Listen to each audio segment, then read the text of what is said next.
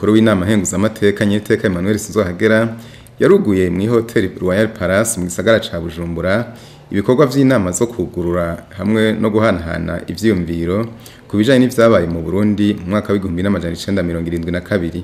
Icivugo cizo nama ni kwibuka no guha izina ubwicanyi bwabaye mu Burundi mu mwaka w'1972.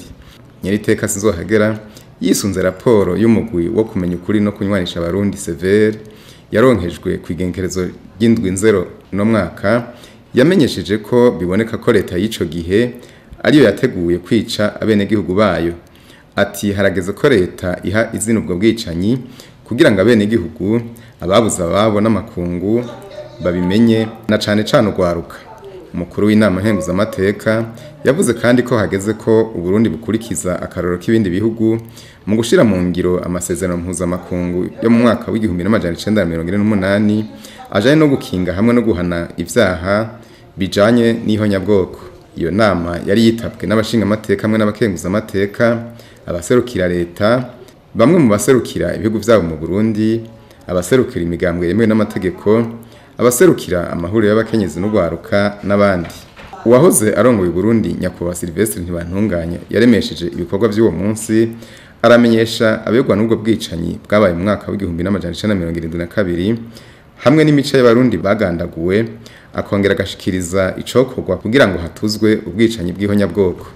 Navuze yuko tugiye kubiraba tukavyiga neza dusanga amarorerwa yakorewe Abarundi muri iriya myaka y'1961 gushika mu 1972 ari amarorerwa atawundi wa mbere yo yabazwa atari leta. Iyo leta nayo ibifise abayirongoye n'abayigize.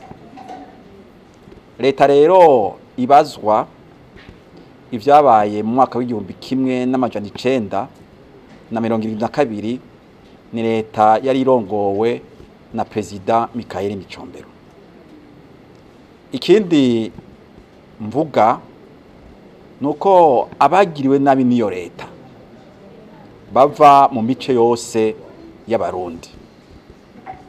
Navuze yuko hari abaganwa bishwe bahogwa yuko bashobora kuba bavugira intwaro ya cami, muzi ko Michael Micombero nabo bari bafatanije bari bakuye. Navuze kandi ko ari abatutsi bishwe bakicwa n'abarya bari bateye muri ziriya ntara z'ubu Urumonge, Makamba, Bururi, mbere no ngaha muri Bujumbura. Ejo bundi abantu bita Bujumbura rirara bakicwa rero n'abarya bari bateye. Mugabo kandi hari n'abatutsi bandi bishwe n'abandi bakozi ba leta, wo n'umuco wa kabiri. Ariko hakaba umuco wa gatatu ngira ngo rero no kwita kandanda. Habaye rero ihonyabwoko ryatwaye abahutu, rikaba ihonyabwoko ryakozwe na leta yifashishije inzego zari zirongoye igihugu. Aha icyumviro nyamukuru nuko kuri jewe, kuko urumva ni jewe Sylvestre Ntibantunganya ndabi ibintu nkagereza kubitegera. Icyumviro nyamukuru kiriho nuko ubwo bwishanyi bwose bwabaye utogira ngo abantu mu bwoko ubu canke bo mu muryango uyu baragiye hamwe ngo bagire umugambi wo kwica abandi. Haba namba n'utugwi tw'abantu bagwanira ubutegetsi bwa leta, hamugasanga rero baciye aca muri izo nzira zo hafi, kandi murazi mu Kirundi nuko nyene inzira yo hafi yamaze abatwa. Nukuvuga rero ngaha ari amarorerwa yose yabaye, uwo twoyabaza bikuru ni leta. Leta rero gacuraba abari bayirongoye n'abandi bayigize, hanyuma karaba umwe wese rero uruhara ashobora kuba yaragize, kuko urashobora kuba uri muri leta kiriya gihe mugo ntihagire uruhara na rutonye ufise muri iyo bwicanyi twavuze muri irya mice itatu. Nabivuze muri cya kiganiro navuze, icambere no kwisunga ukuri mu mice yose. Ntihagire abagenda barondera ukuri bafatiye ku byo gusa bogira bati birabaraba kubera ubwoko bwabo canke kubera intara zabo canke kubera ibi twita imiryango.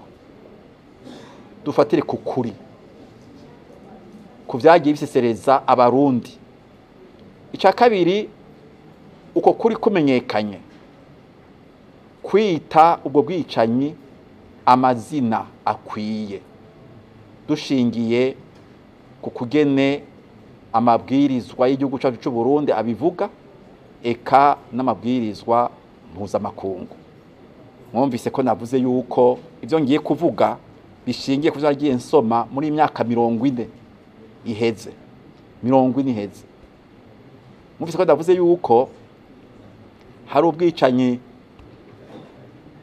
twita mu gifaransa crime contre l'humanité bwagiriwe abatutsi, bukagirwa n'abarya bari bateye, mugabo kandi bukagirwa n'abandi batutsi bari mu nzego z'igihugu. Mwumvise ko navuze ko ari ubwicanyi twita ihonyabwoko byagiriwe abahutu. Nibagiye kubabwira ko hari n'amaganwa bishwe bagira bati abo nabo nyene n'abansi bacu kuko bashobora kuba inzira abarondera kugarukana ubwami bocako. Rero kwita ivyo byose amazina bikwiye ushingiye ku mabwirizwa y'u Burundi no ku mabwirizwa mpuzamakungu. Ica gatatu nuko hafatwa ingingo zuko aboza bashaka gusubiza inyuma kuvuga iko ibintu vyagenze bagashaka bivuga ukwabo kubera inyungu zabo, hoba uburyo bogenda bahanwa n'amabwiriza y'igihugu. Kuko bitagenze uko usanga umwe wese yikwegera kuko ashaka, kandi dukeneye ibintu biza kuvura imitima y'abarundi bose, imitima yakomeretse. Twirinde kugenda rero twikwegerako aho naho kugira ngo bishoboke abantu no kumva yuko uciye kubiri n'ivyo abarundi bumvikanye kuri ivyo aheza akavyemanga kandi agakwirikira ngo ntahe mu Burundi bishigiye ku mabwirizwa igihugu kizoba catoye. Hanyuma icanyuma no kurinda ugwaruka ataco rufise namba wogira ngo urashobora kwagirizwa muri ayo marorerwa yabaye muri iyo myaka. Murabona Burundi aho bugeze uno munsi ni Burundi buriko buca muco no kwita mu gifaransa transition générationnelle, uguhanahana hagati y'urunganwe. Ugasanga hari urunganwe rero rwagiye muri buno Burundi bwacu muri iriya myaka mibi, n'urunganywe ataco na gitongi woza kurubaza. Urabona rero nimwaza guharura nkabavutse muri ya myaka y'igihumbi kimwe n'amajana 1980 gushika ubu nibo usanga ubu ari bo benshi mu gihugu. Abo rero no kubakingira, tukabakingira dushingiye kuri ndavuga ubwa mbere kwa kuri, kwa kwita ibintu uko biri na kwa guhana abantu bogira bati bashaka guca kubiri n'ivyo abarundi baba bumvikanye. Mbega ntiwumvirije mu kiganiro navuze yuko ubu abantu bafite uruhara rukomeye cyane kugira ngo abarundi bongere kunywana neza, ari abana ari n'abuzukuru baba bagiriwe nabi muri iriya myaka canke abagize nabi, ko bose bategezwa kwitunganya ku buryo baba inkingi zikomeye zo kunywana hagati y'abarundi. Vyonezereza cyane umunsi umwe nobona nk'umuntu agira ati narikiwe muri iriya myaka yicaranye n'ugira ati waranyiciye, bagira bati ntituberenze ku ruho rw'amazi, tuvyemere uko vyabaye, mugabo tuvugira hamwe tuti ducira imoso ntibizokongera. Aho rero niho hari uruhara rwa leta.